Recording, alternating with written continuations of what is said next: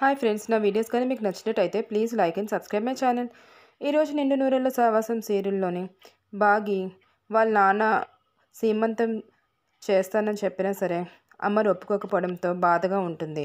ఇక్కడ చూస్తే బాగి పడుకుని ఉన్నప్పుడు అంజలి బొమ్మ తీసుకొచ్చి వాళ్ళ చెల్లికి బుజ్జి కన్నా అని చెప్పి పేర్లు పెట్టి ముద్దు చేస్తూ ఉంటుంది. బాగి పడుకుందని తెలుసుకొని ఈ బొమ్మ నీకోసమే తెచ్చాను చెల్లి అని చెప్పి అక్కడ పెట్టేసి వెళ్ళిపోతుంది. అప్పుడు ఆగు అక్క అని చెప్పి బాగి కడుపులోని బిడ్డ అంజలిని పిలుస్తుంది. దాంతో అంజలి ఒక్కసారిగా షాక్ గురవుతుంది. ఏంటి ఇక్కడ ఎవరూ లేరు కదా, చిన్నపిల్లల వాయిస్ వినిపిస్తుంది, మిస్ అమ్మ కూడా పడుకుని ఉంది, ఇప్పుడు ఎవరు మాట్లాడారు అని చెప్పి ఆలోచించుకుంటూ వెనక్కి వచ్చి చూస్తుంది.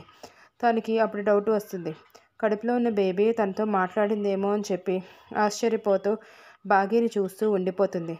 మా చెల్లి నాతో మాట్లాడుతుంది ఏంటి, నా చెల్లికి నేను ఎంత ఇష్టమో అని చెప్పి ఇంకా మురిసిపోతూ ఉంటుంది. దాంతో బాగి పడుకొని ఉండడం చూసి డిస్టర్బ్ చేయడం ఎందుకని చెప్పి తన దగ్గరే ఉండిపోతూ ఉంటుంది. బొమ్మని వాళ్ళ చెల్లికి చూపిస్తూ ఆడిస్తూ ఉంటుంది. ఇక్కడ చూస్తే మనోహరి శాంబా ఇద్దరు కలిపి బాగి తప్పించుకుందని చెప్పి తెగ ఫీల్ అయిపోతూ ఉంటారు. కాల తనని కాటేస్తుంది శాంబా అని చెప్తుంది. కానీ మనోహరి ఎప్పుడు అని చెప్పి అంటుంది. ఇప్పుడు టైము కొంచెం మారింది అంతేకాని తను చావడం అయితే కన్ఫర్మ్ అని చెప్పి చెప్తుంది. దాంతో మనోహరి చాలా హ్యాపీగా ఫీల్ అవుతుంది. కానీ కాల అప్పటికే ఆ ఇంట్లో నుంచి వెళ్ళిపోతుంది. అరుంధతి వచ్చి పాము రూపంలో వాళ్ళ చెల్లెని కాపాడుకోవడం కోసం వస్తుంది కిందకి.